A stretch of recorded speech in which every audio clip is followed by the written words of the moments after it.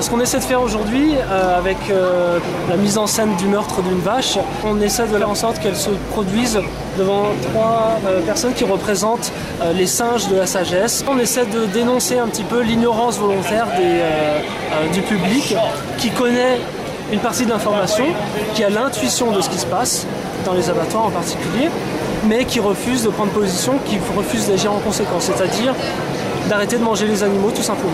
Interpeller la population sur la maltraitance animale en abattoir, c'est l'une des missions de droit des animaux. Interpeller, oui, mais dans quel but? L'association nous répond. Au niveau de la sensibilisation, c'est une action qui fonctionne très très bien. C'est une action qui nous permet de discuter avec les gens et d'essayer de débattre, d'essayer d'avancer les arguments pour les intérêts des animaux, pour le véganisme et d'encourager les gens dans une démarche vers le véganisme. Une personne végane se nourrit uniquement d'aliments d'origine 100% végétale. Elle ne porte ni cuir ni fourrure et n'utilise aucun produit testé sur les animaux. Cette pratique s'est vue qualifiée parfois d'extrémiste, l'association s'en défend. Tuer un animal, commettre un meurtre sur un individu, ça c'est être extrémiste. Au contraire, le véganisme c'est beaucoup plus une démarche qui va tendre vers une modération. On va ni éviter de tuer et de cautionner le meurtre des animaux, ni laisser faire ou participer activement à ce meurtre.